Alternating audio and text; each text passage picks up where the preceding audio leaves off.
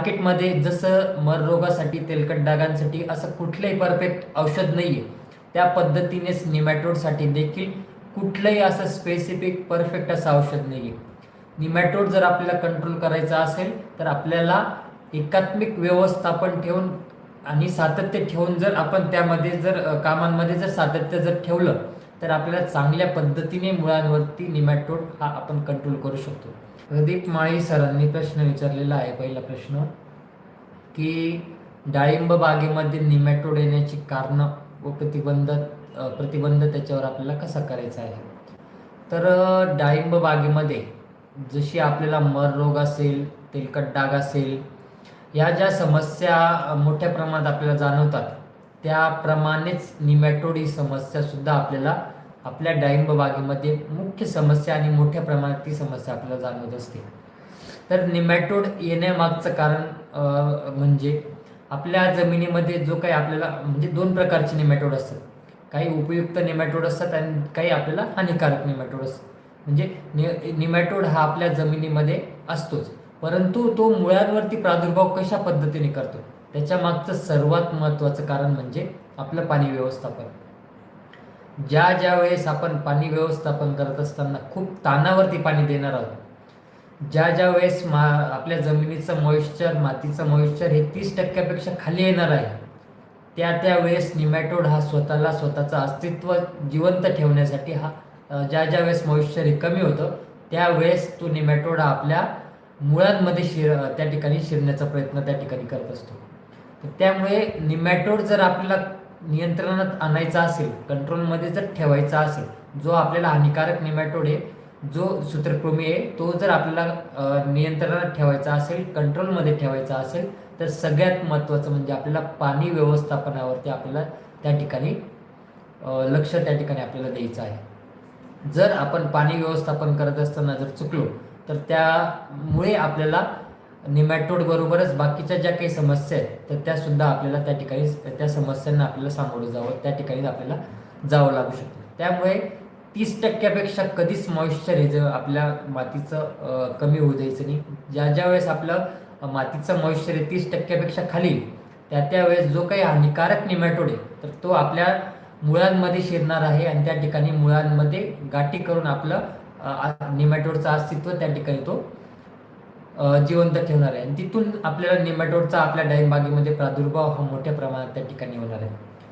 त्याचबरोबर दुसरं महत्त्वाचं कारण म्हणजे ज्यावेळेस आपण डाळिंब बागेची नवीन लागवड करतो, ज्यावेळेस आपलं झाड हे छोटं असतं त्यावेळेस आपण काही आंतरपिकं त्यामध्ये घेत असतो आणि आंतरपिकं घेत असताना जर आपण वेलवर्गीय पिकांचा आंतरपीक म्हणून जर समावेश केलेला असेल, जसं की काकडी झालं, टरबूज झालं, खरबूज झालं, अशा वेलवर्गीय पिकांचा जर आपण आंतरपीक म्हणून जर समावेश केलेला असेल तर आपल्या डाळिंब बागेमध्ये निमॅटोड हा मोठ्या प्रमाणात त्या ठिकाणी वाढत असतो. त्याचबरोबर काही भाजीपाला पिकं आहेत तर त्यामध्ये भेंडी झालं, मिरची झालं, टोमॅटो झालं, या असे जे काही भाजीपाला पिकं आहेत तर या भाजीपाला पिकांचा जर आपण आंतरपीक म्हणून जर समावेश केलेला असेल सुरुवातीच्या डाळिंब लागवडीच्या सुरुवातीच्या अवस्थेमध्ये, तरी सुद्धा आपल्याला आपल्या डाळिंब बागेमध्ये निमॅटोडचा प्रादुर्भाव हा त्या ठिकाणी मोठ्या प्रमाणात त्या ठिकाणी जाणवत असतो. तर ही काही प्रमुख निमॅटोड आपल्या डाळिंब बागेमध्ये वाढण्याची काही कारणं आहेत. तर आपल्याला त्याच्यावरती प्रतिबंध कशा पद्धतीने करायचा आहे, तर प्रतिबंध करण्यासाठी असं मार्केटमध्ये जसं मर रोगासाठी, तेलकट डागांसाठी असं कुठलंही परफेक्ट औषध नाहीये. त्या पद्धतीनेच निमॅटोडसाठी देखील कुठलंही असं स्पेसिफिक परफेक्ट असं औषध नाहीये. निमॅटोड जर आपल्याला कंट्रोल करायचा असेल तर आपल्याला एकात्मिक व्यवस्थापन ठेवून आणि सातत्य ठेवून जर आपण त्यामध्ये जर कामांमध्ये जर सातत्य जर ठेवलं तर आपल्याला चांगल्या पद्धतीने मुळांवरती निमॅटोड हा आपण कंट्रोल करू शकतो. तर आपल्याला कशा पद्धतीने काम करायचं आहे, तर निमॅटोड कंट्रोल करण्यासाठी आपल्याला जो काही आपण बेसल डोसचा आपण त्या ठिकाणी वापर करत असतो, जो आपण डाळिंब बागेला बेसल डोस त्या ठिकाणी देत असतो, तर त्यामध्ये आपल्याला निंबोळी पेंटचा वापर त्या ठिकाणी करायचा आहे. निंबोळी पेंटचा वापर केल्यामुळे त्या ठिकाणी निमॅटोड नियंत्रण करण्यासाठी आपल्याला अतिशय चांगल्या पद्धतीने त्या ठिकाणी आपल्याला मदत त्या ठिकाणी होत असते. त्यानंतर ज्या डाळिंब उत्पादक शेतकऱ्यांनी आता नवीन लागवड केलेली असेल तर नवीन लागवड केल्यावरती जे काही आपण आंतरपीक घेत असतो, तर आंतरपिकामध्ये आपल्याला वेलवर्गीय पिकांचा जसं की टरबूज, खरबूज, काकडी या पिकांचा आपल्याला आंतरपीक म्हणून समावेश करायचा नाहीये. भाजीपाला पिकांचा सुद्धा काही भाजीपाला पिकांचा सुद्धा समावेश करायचा नाही, जसं की भेंडी झालं, वांगे झालं, मिरची झालं, टोमॅटो झालं. या पिकांमुळे देखील आपल्याला बागेमध्ये निमॅटोड मोठ्या प्रमाणात त्या ठिकाणी वाढणार आहे. तर आपण आंतरपीक म्हणून कांदा असेल, कांदा पीक जर आपण त्या ठिकाणी जर आंतरपीक म्हणून घेतलं तर अतिशय चांगल्या पद्धतीने निमॅटोड कंट्रोल करायला आणि चांगल्या बुरशी देखील वाढायला त्या ठिकाणी आपल्याला मदत होत असते. तर त्यामुळे आपण कांदा पीक हे आंतरपीक म्हणून घेऊ शकतो. त्याचबरोबर काही केमिकल स्वरूपाने सुद्धा आपण निमॅटोड हा तात्पुरता त्या ठिकाणी कंट्रोल करू शकतो. त्यामध्ये जे मी माझ्या शेड्यूलमध्ये कंटिन्यू सांगत असतो, ज्यावेळेस आपण डाळिंब बागेला पहिलं पाणी ज्यावेळेस देत असतो, पहिलं पाणी दिल्यानंतर दुसऱ्या किंवा तिसऱ्या पाण्याला आपल्याला बायर कंपनीचं वेलम प्राईम हे एका झाडाला 1 मिलीझैल या हिशोबाने त्या ठिकाणी आपल्याला ड्रिपच्या माध्यमातून सोडायचे. वेलम प्राईम सोडलं आणि 100% निमॅटोड गेला असं कधीच होणार नाही.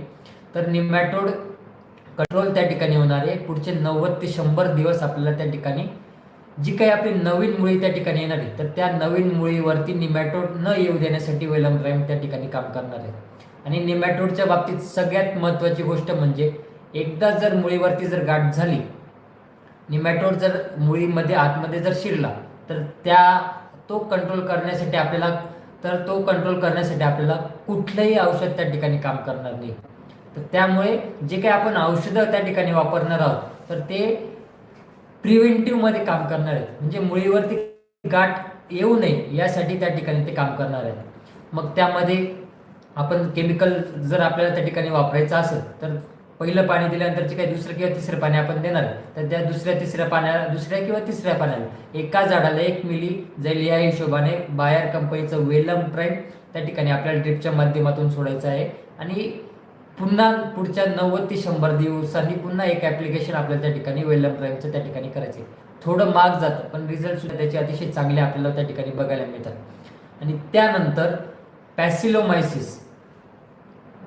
पॅसिलोमायसिस नावाचे जे काही जीवाणू मार्केटमध्ये मिळतात, पॅसिलोमायसिस ही एक जैविक बुरशी आहे. ती सुद्धा अतिशय चांगल्या पद्धतीने आपल्याला निमॅटोड कंट्रोल करण्यासाठी त्या ठिकाणी आपल्याला आपल्या डाळिंब बागेमध्ये मदत त्या ठिकाणी करत असते. त्यामध्ये आपण SK बायोविस कंपनीचं जे काही निमॅटिड नावाने मार्केटमध्ये प्रोडक्ट मिळतं, तर ते आपण एका एकरासाठी 100 ग्रॅम या हिशोबाने जर आपण ड्रिपच्या माध्यमातून प्रत्येक महिन्याला 30 दिवसांच्या अंतराने किंवा प्रत्येक पौर्णिमेला, जसं की आज पौर्णिमा आहे, तर प्रत्येक पौर्णिमेला जर आपण SK बायोविस कंपनीचं जे काही निमॅटिड नावाने मार्केटमध्ये उपलब्ध आहे, ते जर आपण एका एकराला 100 ग्रॅम या हिशोबाने जर ड्रिपच्या माध्यमातून जर तर अतिशय चांगल्या पद्धतीने आपल्याला निमॅटोड नियंत्रणासाठी त्या ठिकाणी आपल्याला मदत त्या ठिकाणी होणार आहे. किंवा कुठल्याही कंपनीचं पॅसिलोमायसिस लिनासिनस या नावाची जी काही जैविक बुरशी येते, तर तिचा जर आपण वापर प्रत्येक महिन्याच्या अंतराने जर ड्रिपच्या माध्यमातून केला, तर अतिशय चांगल्या पद्धतीने आपल्याला निमॅटोड नियंत्रणासाठी त्या ठिकाणी आपल्याला मदत होणार आहे. परंतु या जैविक बुरशींचा वापर करत असताना त्यामध्ये आपल्याला कायम सातत्य त्या ठिकाणी ठेवायचे.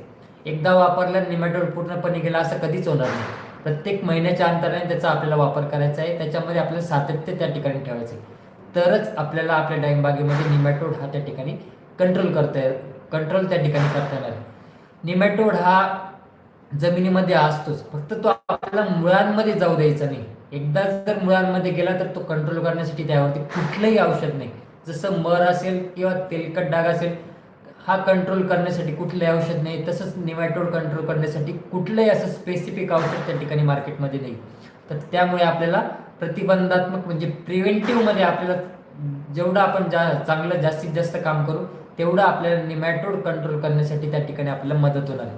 तर अशा पद्धतीने जर आपण प्रिव्हेंटिव्हमध्ये निमॅटोडसाठी जर काम केलं आणि जे काही मी प्रिकॉशन सांगितलेलं आहे, म्हणजे जसं की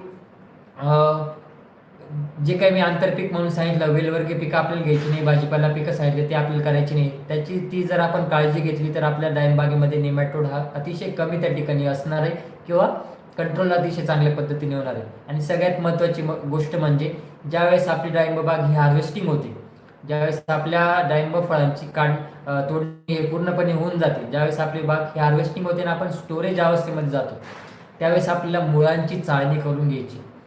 जो काही मुळांचा जारवा त्या ठिकाणी असतो, ज्या काही नेमॅटोडच्या गाठी असतात, तर त्या सगळ्या मुळ्या आपल्याला तोडून घ्यायच्या आहेत आणि त्या मुळ्या सगळ्या गोळा करून आपल्याला बागेच्या बाहेर नेऊन जाळून टाकायच्या आहेत, जेणेकरून नवीन त्या ठिकाणी चांगली मुळी येईल आणि त्याच्यावरती आपल्याला नेमॅटोड येऊ नये यासाठी आपल्याला त्या ठिकाणी आपल्याला काम करायचं आहे.